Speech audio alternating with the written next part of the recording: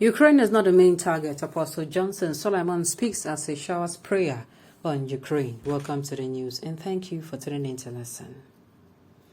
Nigerian preacher Apostle Suleman has published a video of himself saying a word of prayer for the embattled nation, Ukraine, after the territory was invaded by a neighboring country, Russia. Okay, he came out and of course, just like everyone is saying that Ukraine is actually not the main people, but who is the main people?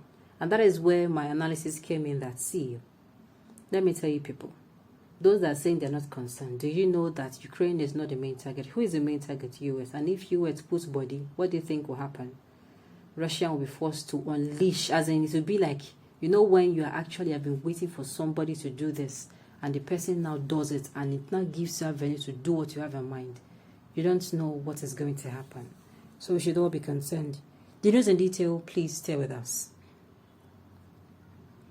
Nigerian Apostle Suleman has published a video of himself saying a word of prayer for the embattled nation, Ukraine, after the territory was invaded by a neighboring country, Russia. Taking to his knees, Apostle Suleman, the founder and senior pastor of the Mega Fire Ministries International, is saying offering prayers to God for peace to be restored in Ukraine and Russia. In the video posted on his verified Facebook page, Apostle Suleman said, "We are going to command that war to cease. We are not negotiating." The clergyman mentioned that the target of the war was not Ukraine, but he will not mention the target so that patriots of certain countries will not start to panic. He said those who do not understand warfare are the ones worried about physical things. Every physical happening has a spiritual undertone. We are going to pray to the Lord to intervene because what the enemy is intending, I'm not going to talk about that. Ukraine is not a target, but I will not talk about so that those living in certain countries will not get afraid. Apostle Suleman stated that there is no justification what is being done to Ukraine. I think that it's a premeditated thing that is being done to them. We are praying for them, not just Ukraine. We're praying for Russia that God Almighty will intervene for the war to cease.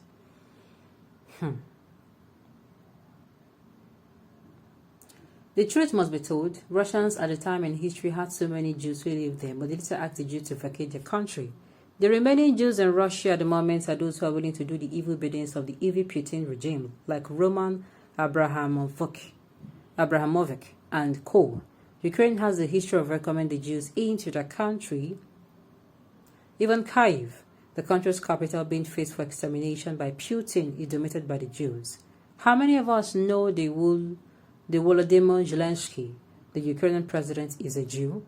Yes, he is. He is a former Jewish comedian who used the instrumentality of his profession to fight against corruption, probably promoted by the Russians in Ukraine.